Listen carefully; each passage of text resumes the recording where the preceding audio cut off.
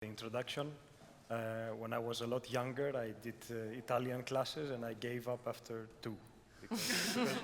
So now you have to listen to me like this. So anyway, we already heard from Israel, Paulino, Antonella. I think we are all convinced about the necessity and the potential of self-sensing materials for their use as SHM systems, economical and durable SHM systems for existing buildings, for infrastructure. Of course, we're talking about cement-based materials that we can use as embedded sensors in repair patches and stuff like that. Their improved piezoresistive performance has been clearly demonstrated. What has not been shown, but is generally quite known, is that many of the modification inclusions that we put into these cementitious materials, they can lead to not a substantial, but a modest improvement of the mechanical performance in terms of compressive strength, of flexural strength. Well, they can also increase the porosity, which means we can compromise the durability a little bit. So we need to balance these things out. But overall, I think the net result is something quite positive. So we need to look into this. That means that for the characterization of these materials, we need we need to design and execute very challenging experiments for the electromechanical characterization of these materials. We need to deal with the fact that right now we have a lack of standardization regarding this piezoresistive characterization of these materials. So what is the load rate? What is the maximum load? What is the minimum load? What are the number of repetitions? What is the voltage?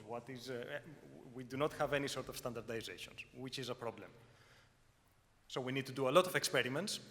In order to design our experiments well, it is nice to have some sort of computational predictive model in order to be able to say, okay, if I use these inclusions on this material, I expect the gauge factor to be this if I load it in this loading range. This is quite good, which also means that also the predictive models need to be quite complex. We're talking about a coupled mechanical electrical model, multi-physics. It's not as scary as it sounds, but we have to do it. The good news is that by resorting to micromechanics of composite materials, we already have a lot of tools in our disposal, mainly in the family of matrix inclusion micromechanics, which is we take a composite material and we consider it as a collection of inclusions dispersed in one way or another within a matrix. In cementitious materials, normally we consider the hardened paste phase to be the matrix, and then we have all of the material features, geometric features, such as the porosity, the cracks, the aggregates, and our conductive inclusions dispersed within this matrix. And they are all based on at least what I consider to be relatively intuitive mean field approaches for both the mechanical and the electrical homogenization of the material. And using these methods, we can calculate the stiffness matrix, which gives us the Young's modulus, the Poisson's ratio. We can calculate the resistivity of the material, and through this coupled approach, we can calculate this gauge factor, which is the most important thing. Now, the point is that basically all construction materials are already piezoresistive, okay? The thing is that how sensitive are they in that regard? I mean, an ordinary strain gauge, which is a piezoresistive device, has a gauge factor of 1.5 or 2. So we want to modify cementitious materials to have more sensitivity. The thing is that they are already extremely sensitive. At least from the experiments that I have made and from what I have seen from other researchers, we're talking about a piezoresistive between 10 and 100. So even without modification, they have many problems, but they are already very piezoresistive. And the thing is, in all the efforts that I have seen so far to model this, the piezoresistance of cementitious materials, they all suffer from the same problem. If we do not consider the conductive inclusions, we always get the same piezoresistive gauge factor for a non-modified material, which is precisely equal to 1 + 2 times the Poisson's ratio. And this is clearly not true, because the models that we have used so far, we consider a homogeneous material without taking into consideration all of the geometric and material features of the material. So what we have to do is we have to set up a mechanically driven coupled problem, mechanical and electrical problem, resort to ordinary matrix inclusion micromechanics. We will consider for simplicity's sake all inclusions to be ellipsoidal because it leads to the least complex mathematical solution. And in the present work, we will consider basically three families of inclusions. First, the aggregate phase, because we are never going to use a simple paste in construction. We will use a concrete or a mortar, something that's characterized by the presence of an aggregate phase. Next, we will consider the porosity. Again, in a huge simplification, we will also consider it as spherical inclusions. And the most important part, we will also consider three networks of cracks in order to not have to deal with the mathematical complexity of random orientation of this phase. We will simply consider three families aligned along the three Cartesian directions. So we have cracks with the with the face in the x direction, one in the y direction, and one in the z direction. So, okay, kind of evenly distributed in all directions. Additionally, based on this approach, we will have to consider some physical mechanisms that I believe, and it has been shown in this research, contribute to the piezoresistance of these materials. First is the closure of the cracks when they are subjected to compressive forces normal to the opening of the crack. Next is the change of the aspect ratio, the geometric aspect ratio of the components while the composite material is deformed. And finally, the change of the apparent volume fraction of all of these phases in the deformed material. And in fact, in the models that I have seen that model the piezoresistive behavior of materials with conductive inclusions, this last mechanism is the one that is driving more than anything the increase of the piezoresistance. So for the mechanical homogenization, we will use a plain Mori-Tanaka scheme. I'm not going to get into the details of it. It's a simple analytical solution.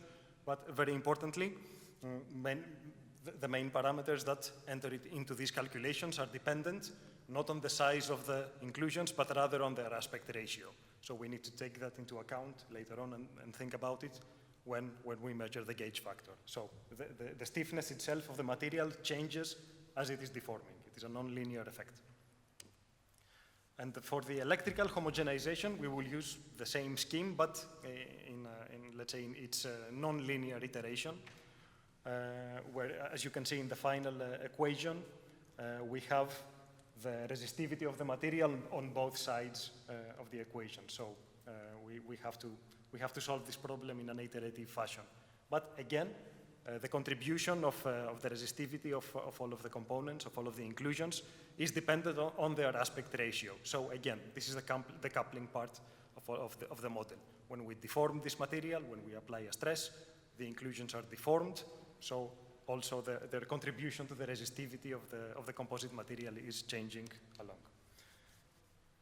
So right now I have to admit that I had to set up a nominal cementitious material without all of the material properties properly characterized, because now we're at the interface between civil engineering and material science, and it's difficult to bring everyone together.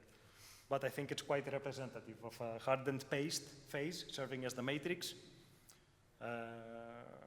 a slightly stiffer aggregate phase, but also much less electrically conductive, a pore phase with zero stiffness and a high electrical resistivity, and finally a crack phase with a high aspect ratio and again zero stiffness and very high electrical resistivity.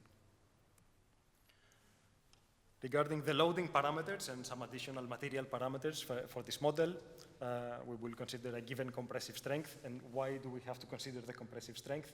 Because another main characteristic related to the behavior of the cracks is what we call the crack closure stress. The applied compressive stress at which the cracks oriented along the direction of the load application are closing. And why do we need this? We need it because we have to consider, we have to adopt a statistical approach in which application of a certain amount of load leads to the closure of a certain percentage of the cracks oriented in that direction. So a closure of these cracks leads to a decrease in the effective volume fraction of the crack phase. So this is going to be one of the main driving characteristics, one of the main driving mechanisms for the piezoresistive behavior. So basically, the steps of the analysis consist of, first, a homogenization of the material so that we can get the electrical and the mechanical properties, then the application of a stress, which results in a macroscopic and a microscopic strain. Based on all of these strains, we can calculate the new aspect ratio of all of the components. We can also calculate the percentage of the cracks that is closed, and then do a secondary homogenization calculation, calculate the change in the resistivity, and finally calculate the gauge factor based on all of these contributing mechanisms. So these are the results of this analysis. Let's start from the last line of this table. We have the piezoresistive gauge factor, when we do not consider any of these mechanisms, equal to precisely 1 + 2 times the Poisson's ratio of the material. When we consider both the change of the aspect ratio and the change of the volume fraction of the components, we get a slight increase. When we consider only the change of the volume fraction, which is the most important mechanism when we consider conductive inclusions, then we have an increase, a 5-fold increase in the gauge factor. And when we consider all of the mechanisms together, we get something like 50 in the gauge factor, which is quite important. And it's much closer to what we experimentally see in these materials. Since this model has a very low computational cost, it is quite easy to have to do parametric sensitivity studies.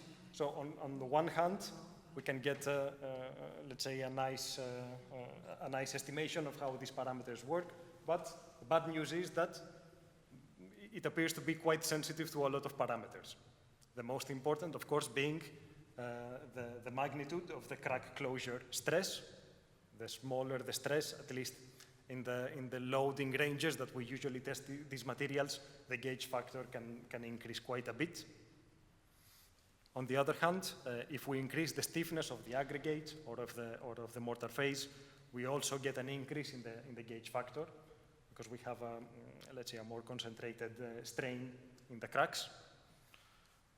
On the other hand, well, maybe we can consider some parameters secondary, such as the volume fraction of the aggregate. In fact, the results seem to be completely insensitive to the volume fraction of the aggregate. So it appears that they do not contribute at all to the piezoresistive performance of these materials. So in conclusion, through quite well-established computational methods, simply by phenomenologically including some quite intuitive and common mechanisms, we're able to account for the high gauge factor of cementitious materials.